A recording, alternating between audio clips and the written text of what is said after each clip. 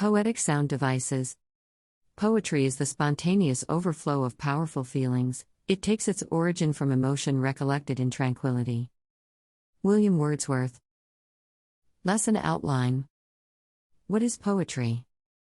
Rhyme, rhythm, and repetition. Alliteration and onomatopoeia. Let's practice. Summary. What is poetry? Poetry is a type of literature. Using words, it can paint a picture, tell a story, and express feelings and ideas. Poetry has a distinctive form. Its words are arranged in a metrical form, lines and stanzas, or pattern that has figurative language, imagery, and certain musicality. A poem's musicality is created through sound devices. Sound devices. And rhyme. In poetry, it refers to the last word of each line in a verse that rhymes with the last word at the end of another line. Rhyming lines are usually marked by a letter starting with A, like in this example. Excerpt from My Shadow by Robert Louis Stevenson, 1885. I have a little shadow that goes in and out with me. And what can be the use of him is more than I can see. He is very, very like me from the heels up to the head. And I see him jump before me, when I jump into my bed. A, B. Sound devices. It refers to alternating lines in poetry that have the same end rhyme. Excerpt from The Village Blacksmith, by Henry Wadsworth Longfellow, 1840. Under a spreading chestnut tree, the village smithy stands. The smith, a mighty man is he, with large and sinewy hands, and the muscles of his brawny arms are strong as iron bands. A, B, C, B. These first four lines have an alternating rhyme scheme. Sound devices. The pattern of arranging words with the same number of syllables per line to create a beat when read. Shall I compare thee to a summer's day? 10. Thou art more lovely and more temperate. 10. Rough winds do shake the darling buds of May. 10.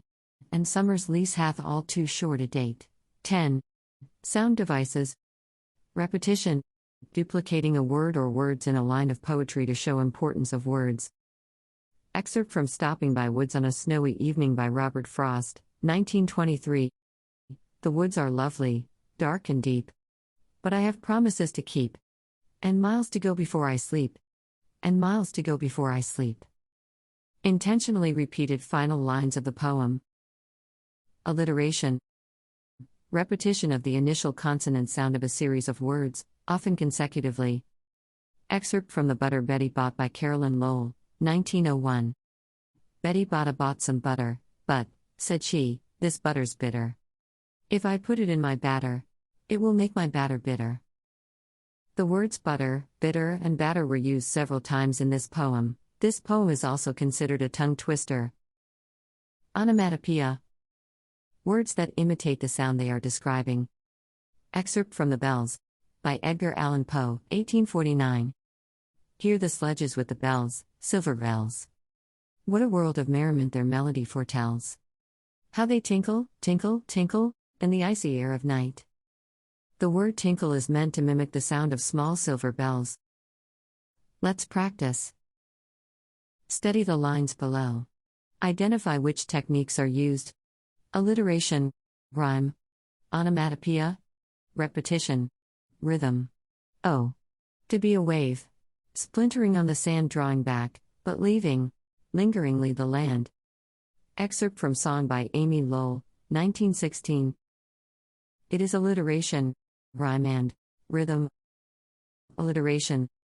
The S sound in splintering and sand, the L sound in lingeringly and leaving. Rhyme.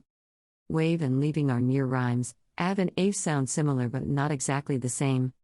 Sand and land are end rhymes, their last sound and are exactly the same. The poem's rhyme scheme is a bob. Rhythm.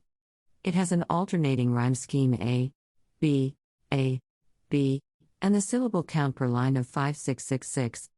The alternation in rhyme and shift in syllable count have a beat comparable to the rise and fall of waves in the ocean.